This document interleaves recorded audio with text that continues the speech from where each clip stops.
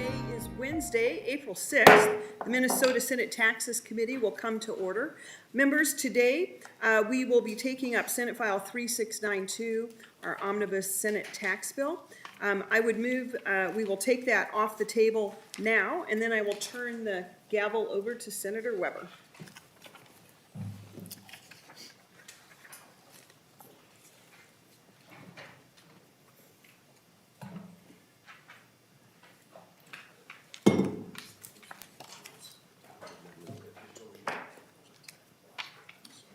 Okay.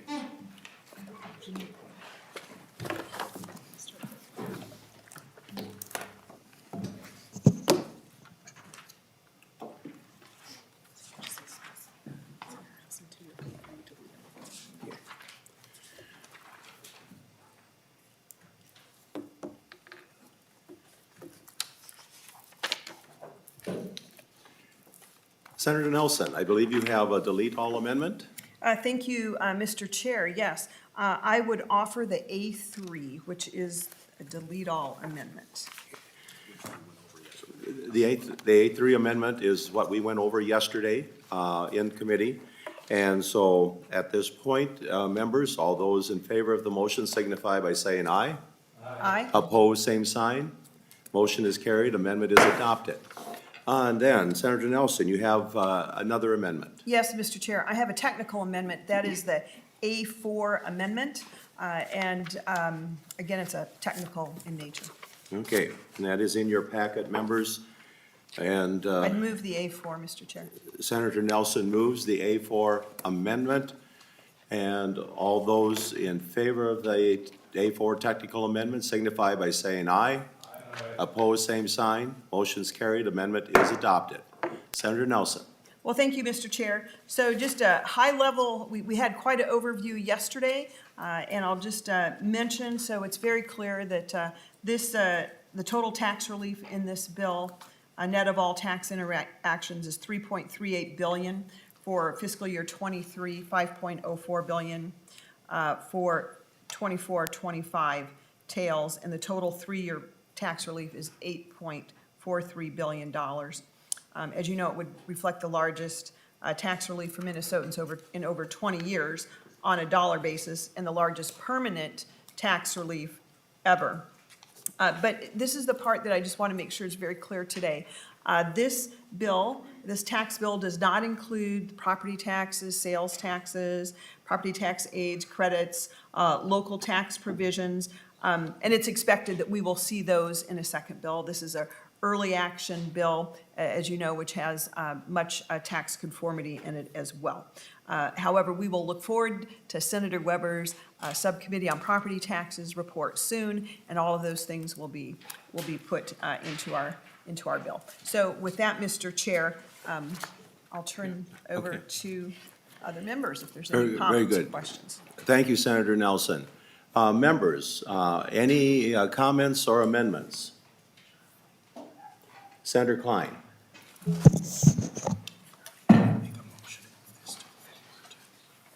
Well, thank you, Mr. Chair. I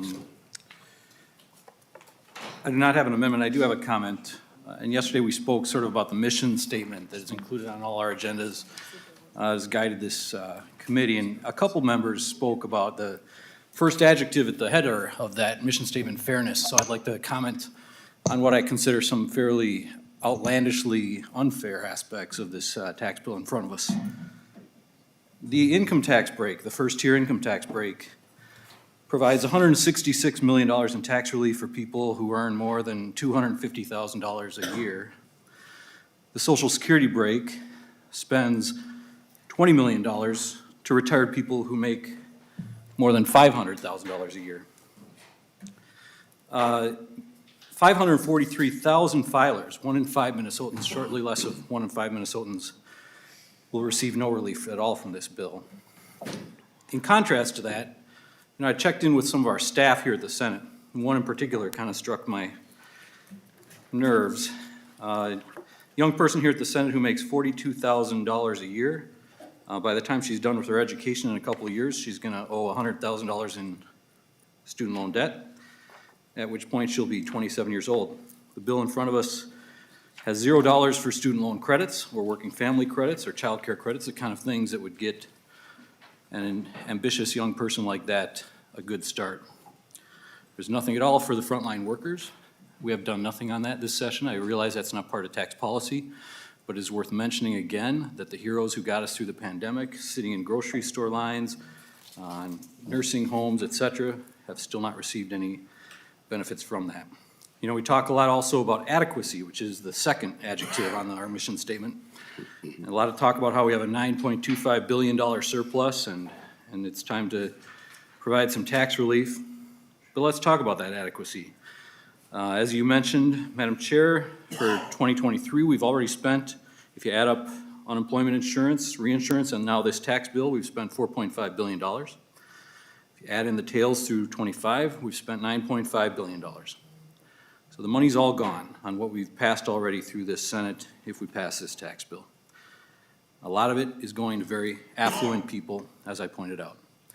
If you're a Minnesotan and you hoped that we would use this historic surplus to address issues like climate change, rebuilding our schools after this historic couple of years, use it to address the housing crisis and homelessness, or that we would pay our frontline workers, you'd be disappointed, because these are not things that we can afford. We've spent the surplus on this. So I think this fails to meet the test of our mission statement in front of us, particularly with regard to fairness and adequacy. Thank you. And any other comments or questions or amendments? Senator Dietzig. Thank you, Mr. Chair. My internet is saying that I'm not connected and it's not letting me connect, so I don't know if that's okay for me to just keep talking as is. Okay, thank you.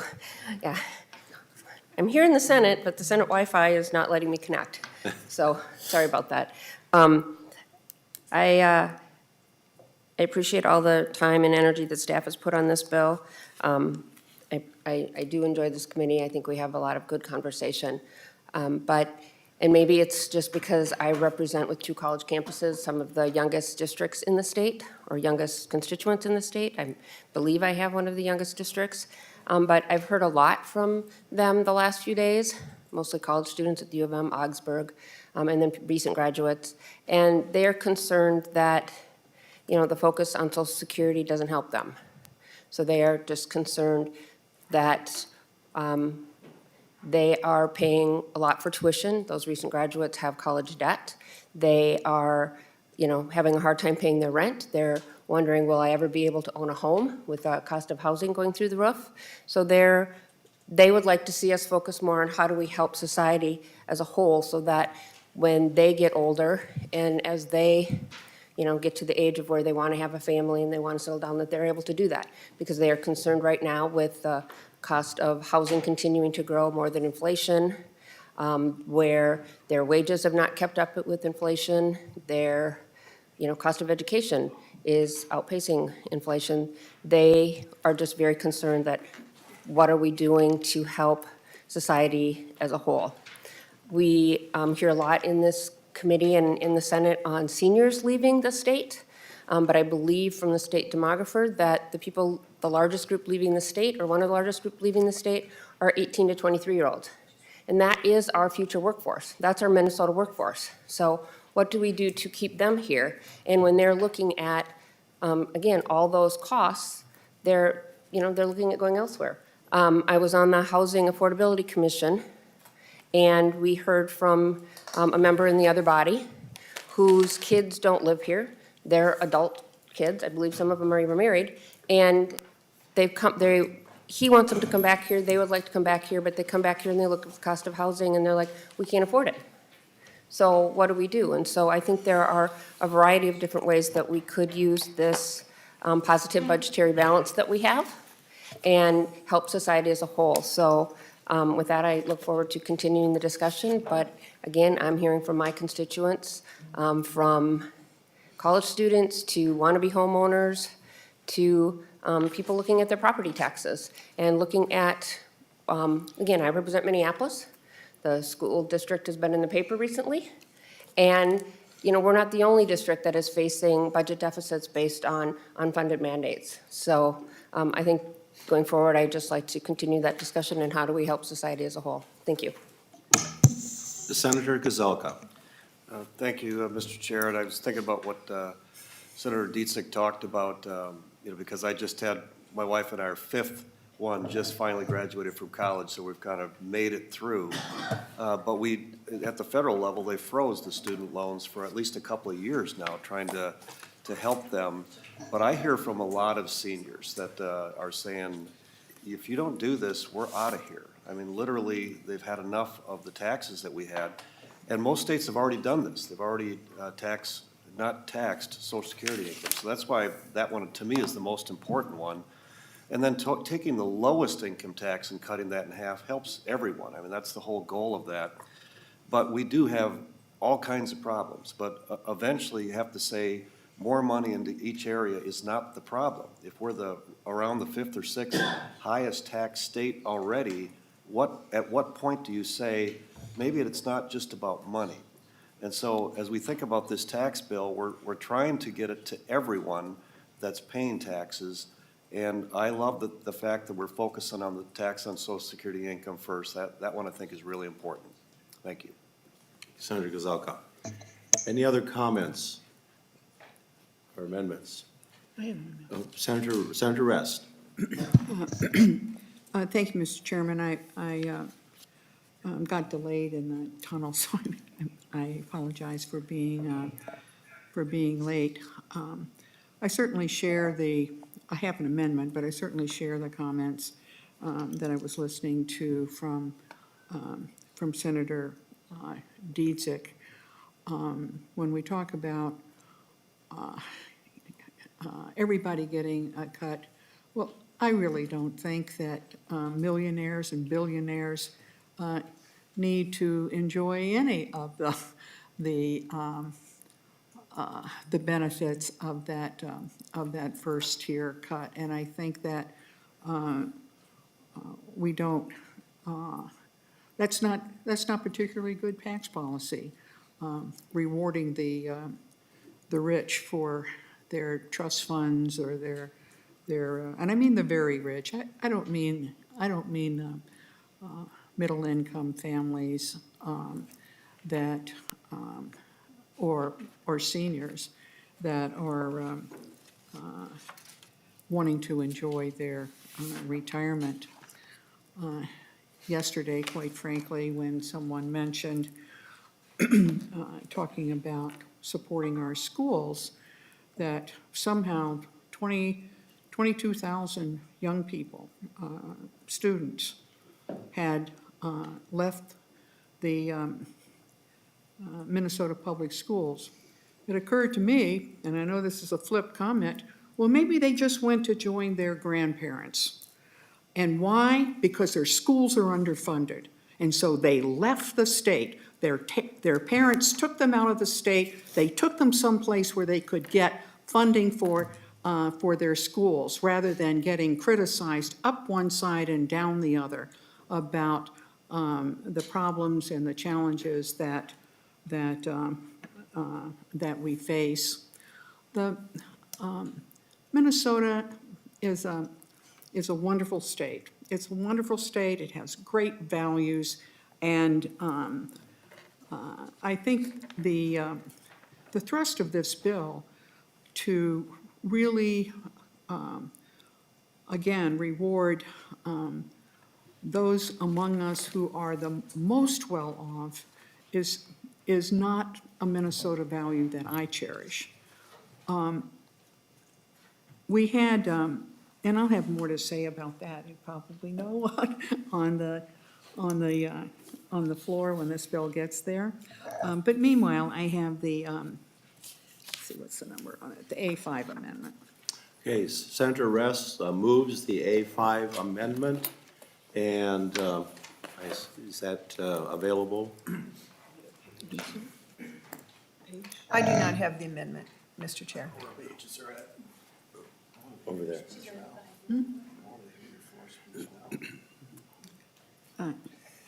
Is that food?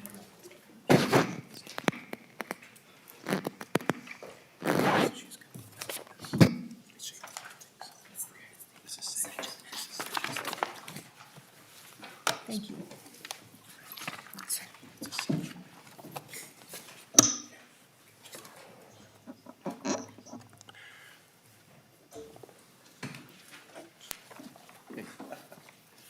Senator Rest, Thank two-year you, amendment. thank you, Mr. Chairman.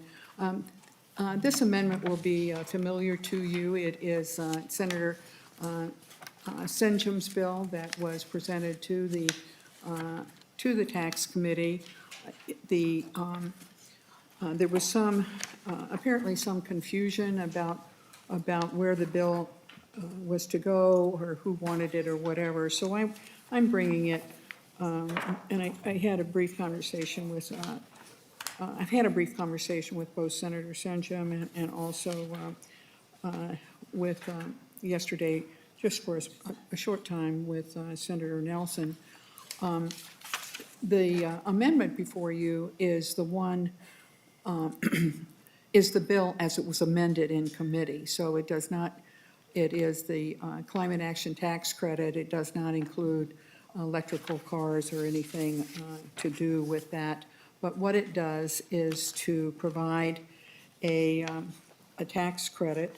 It's an incentive for consumers in Minnesota to move toward using electrical energy for appliances, for storage systems. I mean, I just look for heat pumps and just read through all of them. I thought it was a very good hearing, and it was scaled back so that it could be meaningful and still be meaningful without having a huge cost. It is refundable, and I hope that members will support it, and I offer it on behalf of Senator Senjum. Thank you, Senator Rest. Senator Nelson. Oh, thank you, Mr. Chair. I did not hear the revenue estimate on this. Is there a revenue estimate for this amendment? Okay, Mr. Williams. Thank you, Mr. Chair and Senator Nelson. This amendment is identical to the bill that was heard on March 15th, and the revenue estimate published by the Department of Revenue indicates that the estimated general fund impact is a reduction to the general fund of $14.9 million in FY23, $17.3 million in '24, and $20 million in 2025. Thank you. Okay. Senator Nelson. Thank you, Mr. Chair. Well, this is not a significant amendment. This has quite a revenue reduction estimate, near 50 million. What I would, or near about 40 million. What I would say is that, and just to note, while the energy transformation or revolution, as Senator Senjum has so oft called it, is coming, and we should be willing and able to embrace that. This is not the time, however, for this particular tax credit amendment. As I mentioned, the bill before us is very narrowly tailored to 4 areas: conformity, the income tax, Tier 1 reduction, Social Security elimination, and the estate tax portability. There are many other things that we anticipate will be coming as we move through session. The bill before us today is an early action bill that includes those 4 areas that I discussed, and I would encourage members to oppose this amendment at this time. Thank you, Senator Nelson. Any other comments? Senator Rest. Mr. Chairman, Senator Nelson, in the second bill that's to come, would you consider this program or this credit as a possibility for inclusion in that bill? Thank you, Mr. Chair. Thank you, Senator Senator Rest, Nelson. for the question. There are many things that I would like to include in that second bill that are coming, and there are very few things that I have ruled out. This would not be one thing that I have ruled out as a possibility at this point. Mr. Chairman, I withdraw the amendment. Okay. Senator Rest withdraws the A5 amendment. Any other amendments and/or comments? If not, Senator Nelson, the chair, would like to make a comment, and then I'll turn it over to you for final comment. Members, being a senator of a border district, with my district bordering both South Dakota and Iowa, I have fought the battle as a local government official for 16 years of tax policy that put my community, the businesses in my community, the residents of my community at a great disadvantage with those who lived across the border. And quite frankly, the reality of it is that those individuals could move 20 miles and they would not see any reduction in their quality of life like we like to talk about in Minnesota. And I don't deny Minnesota is a great state. But, you know, as we talk about fairness, at some point I think we need to talk about restoring money to those who have paid it. And just because they have been successful and make a good income doesn't mean that as government we should just automatically take it from them. The tax accountants in my district tell my citizens, you know, when you retire, change your residency. When you, and if you continue to stay, make sure you leave this state before you die. And quite frankly, many of those people have taken that advice. They leave for the winter, and we can't do anything about the weather. But they carefully count their days so that they make sure they're gone that 6 months and 1 day, so that the state doesn't come after them and consider them a resident. And many of them decide they get tired of that, so they just move altogether. You know, I have stated this on the floor before, and I'll state it here once more. When we lose those individuals from our community, we lose more than just the tax revenue. These are individuals that have been successful in their business and their careers. These are the individuals that we go to in communities when there's a fundraising event for a project, whether it be the school, the arts, a church. These are the people that offer counsel and guidance to young business people, to young workers. These are the people who they may have retired from their career, but they have not retired from life. And they have a lot to contribute to the next generations that are coming up. And so when we chase these people out of the state, we change the fabric of our communities. And it's a change that I do not appreciate. I live next to South Dakota and Iowa. On March 1st, Iowa adopted a 3.9% flat tax rate. Next year, they already exclude Social Security benefits from state income tax. And next year, their plan is to exclude all retirement benefits from state income tax. So exactly what kind of competitive disadvantage will that put, particularly our border communities, in as people stop to think about what they have and what they want to keep and be able to pass on to their children? You know, and so I believe that it is past time that we provided this kind of tax relief to the people of Minnesota. My people contact me, and the phrase is out there, give it back. And they mean something more than just a paltry little check one time. They want to see actual tax reform that is ongoing year after year. And that's what this bill does. So with that, I will conclude my remarks, and Senator Nelson, to you. Thank you, Chair Weber. I can just say, hear, hear.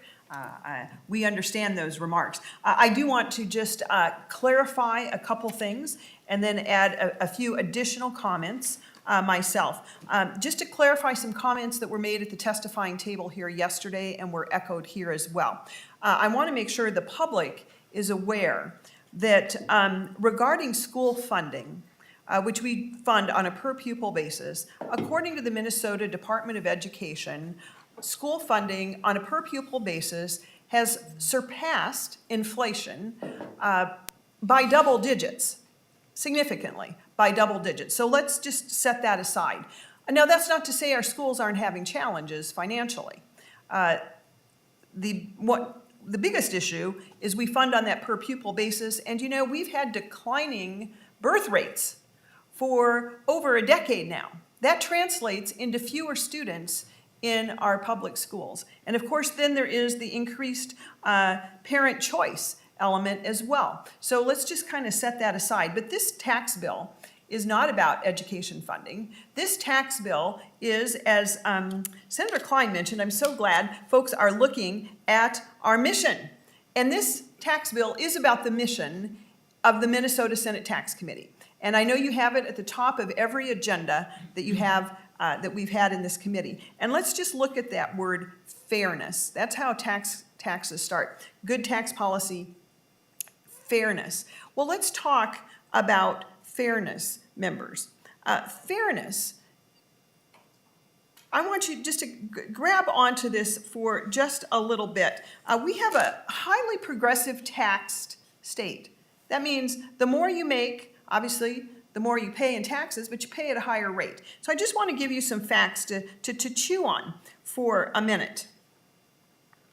Taxpayers in the top decile, those are folks earning the highest percent of income, in the top 10%, about $164,720 a year, top 10% of earners in our state. And they have about 43% of our total income, 43%. And yet, they pay 59% of the income tax. So they are paying their fair share and more.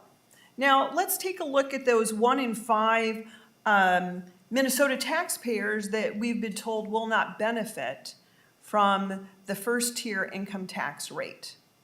Well, in Minnesota, that's about 18%. 18% of Minnesotans do fall below the lowest tax rate where there is a tax rate. In other words, the incomes of $12,826 and below, that's about less than 1% of the total income producers in our state. And of course, rightfully so, they have a negative net income tax burden because in Minnesota, we are a progressive tax state. And we do care for those who have the least amount of income. And that is why they get a tax credit on taxes that they did not pay. That's what a refundable tax credit is. And so the bill before us, members, is fair. Let's talk about adequacy. Are our tax collections adequate? Well, having over a $9.25 billion surplus leaves no other interpretation than our tax collections are adequate. They are more than adequate. We also talk about simplicity. That's the third descriptor of good fiscal tax policy. This bill has great conformity items in it. In fact, they are the conformity items brought forth by our governor. And those conformity items do deal with tax simplicity and administrative ease. These are all the hallmarks of good tax policy, and the bill you have before you is good tax policy. And now let's read the second part of our mission in the Senate Tax Committee. The Minnesota Tax Committee will focus on nimble, good tax and fiscal policies that empower Minnesota families and grow economic activity. And that's what this bill does as well. As was mentioned, we are not in isolation, folks. Minnesotans can choose to come to our state, they can choose to leave our state, and people can choose to come to our state. And our tax burdens, which are so far out of line with our neighbors, whether it be North Dakota, South Dakota, Iowa, Michigan, all of them have more favorable tax climates. We are continuing to put Minnesota businesses at risk, and we are continuing to make it harder for Minnesotans to stay here, and we are continuing to make it harder for people to choose to come and raise their families in our great state. And the tax bill before us is a small step towards rectifying our often nation-leading tax burden. And with that, members, I would ask for a favorable vote on this bill that is fair, adequate, provides administrative simplicity, and empowers Minnesota families and helps grow our economic activity.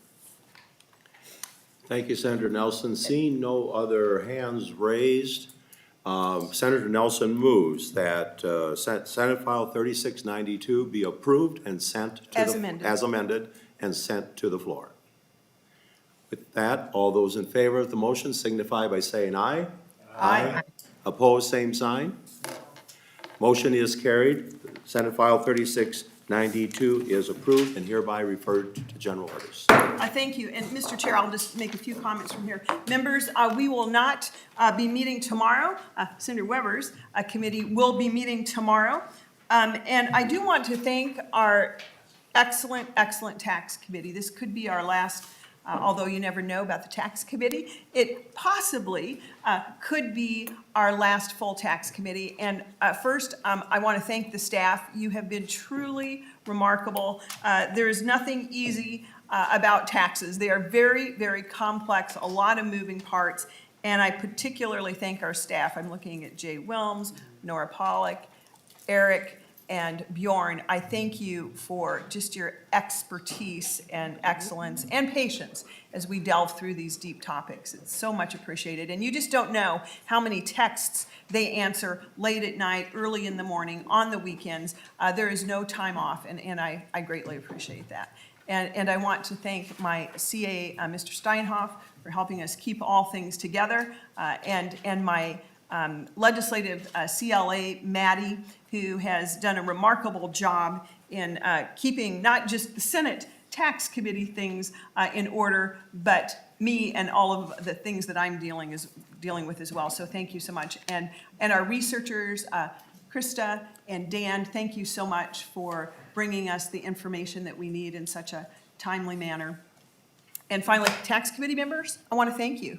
I want to thank you for being present and engaged, and every one of you are experts really in our tax arena, and I cannot thank you. This is a remarkable committee with great strength, and I just really appreciate our desire to work together to improve lives for Minnesotans. Even though sometimes we might have a little bit different approaches, this committee is always respectful, honest, and I appreciate that. So thank you so much. I think I saw Senator Bach. Well, thank you, Mr. Chairman.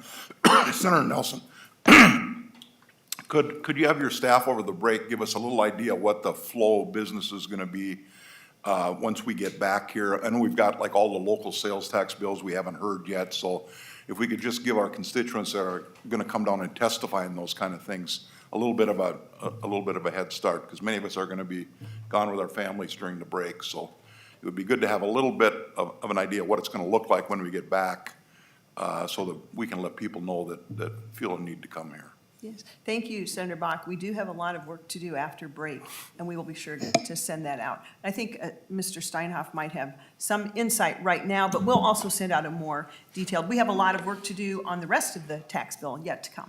Yeah, Mr. Chair, members, Senator Bach, I think when we come back from break, the idea is we're going to take up some of those sales tax exemptions on construction materials. There's a number of those bills. And the week after that is the plan to do the local sales tax stuff.